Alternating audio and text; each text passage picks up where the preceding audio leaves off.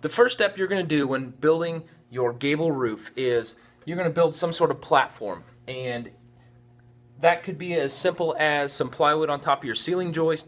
That could be on a steeper pitched roof where you have a wider span. That means you're going to be pretty high up in the air. So you might want to put a few rows of plywood up there and build a temporary scaffolding on top of that. But if you have a lower pitched roof and a shorter span, plywood on top of the ceiling joist is probably going to be just fine. The next thing you're going to do is prep your rafters. You've got them all cut. Maybe you have them leaned up against the house, or they're either they might be leaned up with one end on the wall plate and the other end up on your platform, and they're ready for you to grab. Then you want to have your ridge board up there. You want to have it laid out, and go ahead and nail a common rafter, two common rafters, one on each end of the ridge.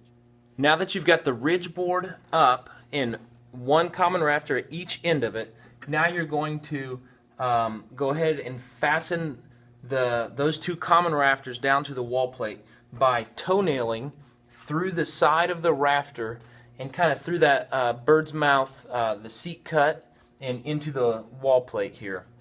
You can also put in a few nails through the rafter into the ceiling joist.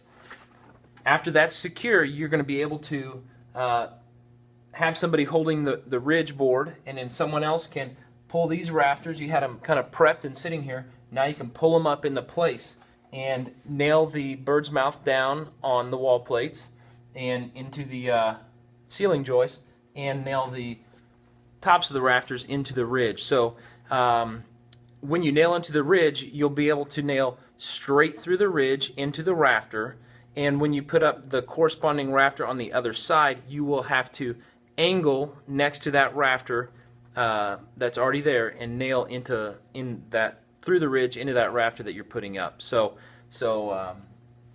you'll start adding all these rafters. It's best practice to work your way down the ridge, installing a few rafters on each side at a time and kind of alternating back and forth so that you can keep your ridge as straight and level as possible as you work your way down the ridge.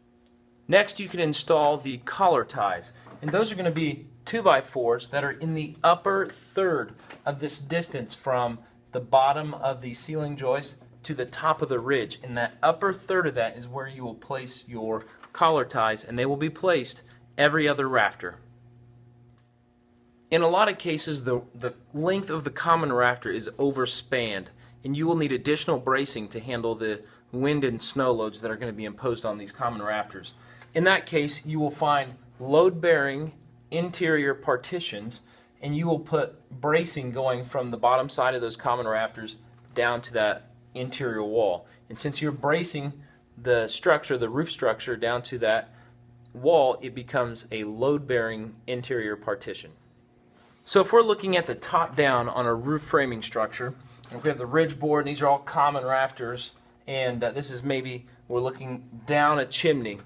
When you have all this framing going on, you have to leave a space between your chimney and the frame of the roof. So you need to consult local building codes and make sure you have proper clearance to go around your fireplace.